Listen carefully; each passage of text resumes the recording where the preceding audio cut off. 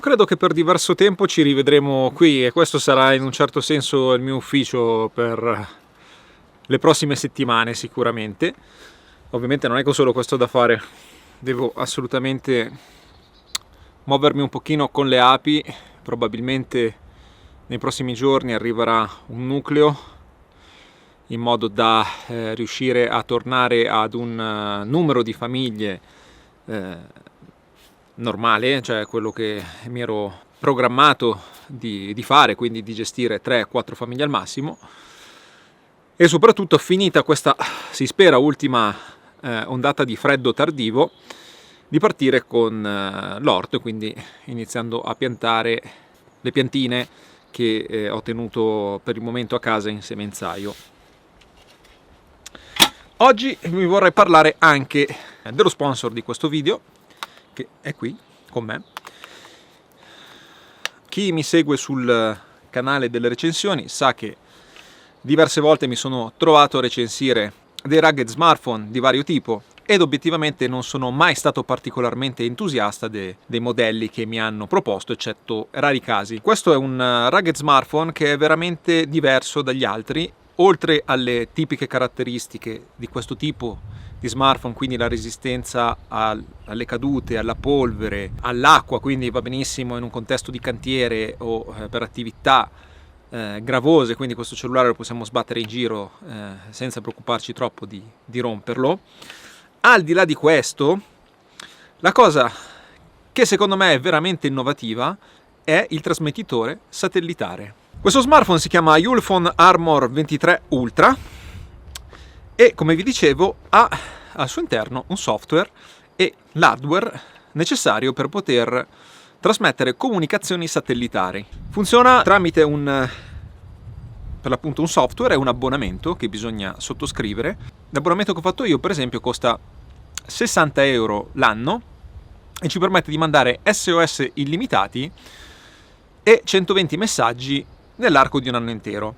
Quando noi mandiamo il messaggio, questo smartphone manda anche la nostra posizione, quindi in caso di emergenza, in qualsiasi contesto, riusciremo a farci localizzare. Oltre a questa, che secondo me è la caratteristica principale che rende questo smartphone veramente un prodotto di alta gamma, abbiamo comunque il 5G, abbiamo delle videocamere, fotocamere finalmente di alto profilo, quindi fotocamera classica da 50 megapixel, ma anche quella grandangolare da 50 megapixel, abbiamo anche lo zoom ottico da 3,2x, abbiamo una videocamera per la visione notturna, una videocamera frontale per le videochiamate, 12 GB di RAM, un display molto grande da 6,78 pollici, una batteria da 5280 mAh con la possibilità di ricarica a 120 watt. 120 watt è impressionante, significa che voi lo collegate nel giro di un quarto d'ora quasi, il telefono praticamente è carico. Ha anche la possibilità di utilizzare gli infrarossi, quindi lo possiamo utilizzare come telecomando universale. Un'altra delle funzionalità che a mio parere è veramente interessante, soprattutto per quando lo utilizziamo in luoghi remoti in cui non c'è segnale, è la radio, che voi direte vabbè, non è niente di nuovo la radio, però la cosa bella è che la radio funziona senza necessità di collegare gli auricolari come normalmente hanno bisogno tutti gli altri smartphone. Quindi un prodotto che ha delle innovazioni tecnologiche che altri smartphone non avevano, e quindi mi sento veramente di consigliarvelo. Ho già anche testato il servizio di messaggistica e devo dire che funziona molto bene, quindi complimenti Ulefone, veramente un prodotto fantastico. Vi lascio i link in descrizione dove potrete approfondire e andare sul sito per l'acquisto.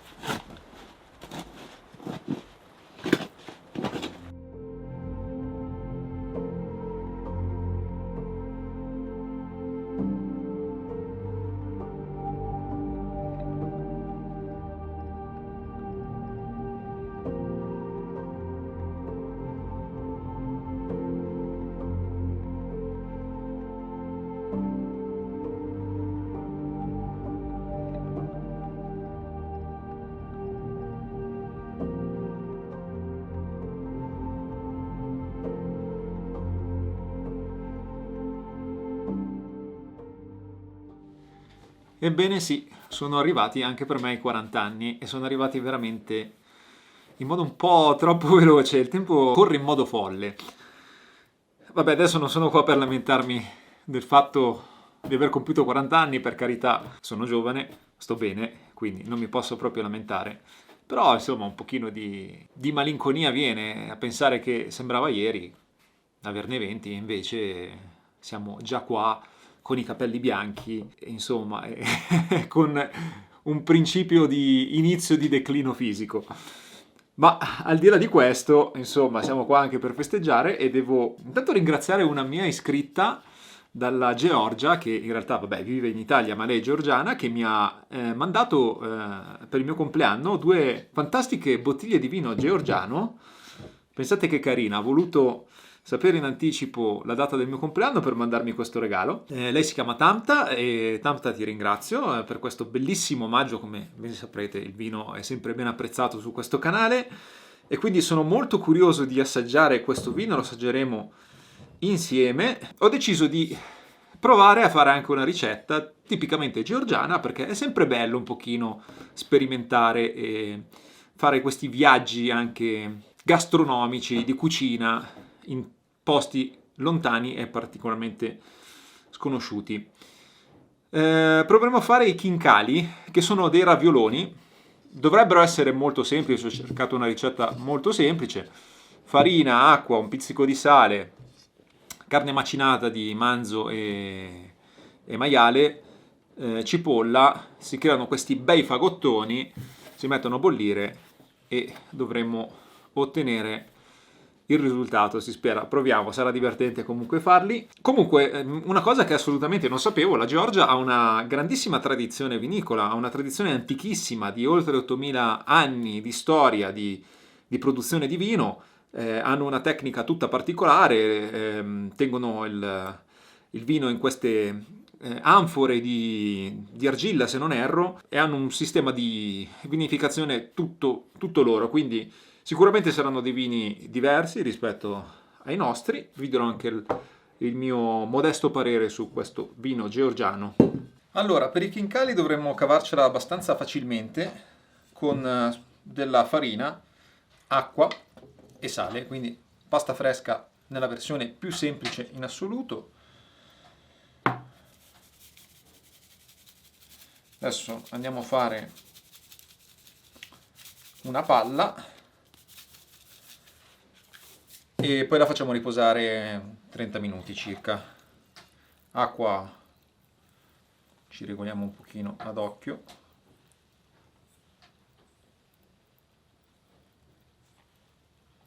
Proviamo a fare questi ravioli.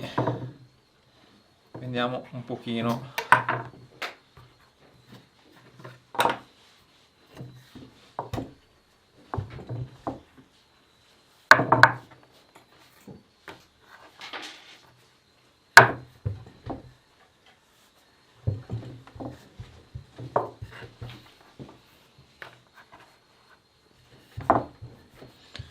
A differenza dei ravioli all'italiana, qua la carne si mette cruda dentro e si fa cuocere in ebollizione, macinato di manzo e maiale, cipolla, andrebbe il coriandolo, non ho il coriandolo, ho utilizzato il timo, così diamo questa sfumatura più locale di montagna.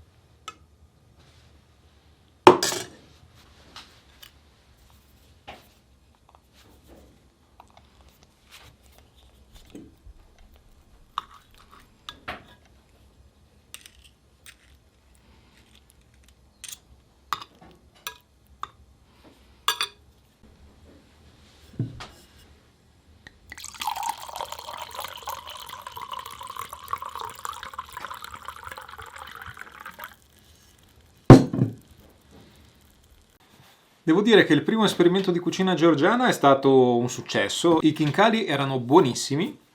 Abbiamo fatto una versione un pochino italianizzata con un po' di sugo da parte, però li abbiamo assaggiati così in purezza, ricordano molto i ravioli cinesi, veramente molto buoni. Devo dire che anche il vino è un vino molto molto buono. Non ha nulla a che vedere con i nostri vini del sud, per esempio, ricorda più i vini piemontesi. Il sistema di vinificazione, come vi dicevo, è il Chevri, che è praticamente un sistema di fermentazione in queste anfore, contenitori di argilla che poi vengono interrati e diciamo, il grappolo viene usato per intero, da quanto ho capito. Il sapore è molto secco, tendente un pochino all'acidulo. Un vino che secondo me si abbina bene, ad esempio, magari con i piatti di selvaggina come il cinghiale, molto grassi, perché aiuta un pochino a sgrassare, appunto. È un vino comunque bello strutturato, adesso io non sono un sommelier, però nonostante sia un vino molto leggero, 12 gradi, quindi un vino per l'appunto con una gradazione, questo a 12 gradi e mezzo, questo qui ne fa 12, diciamo che dimostra di più dei suoi gradi.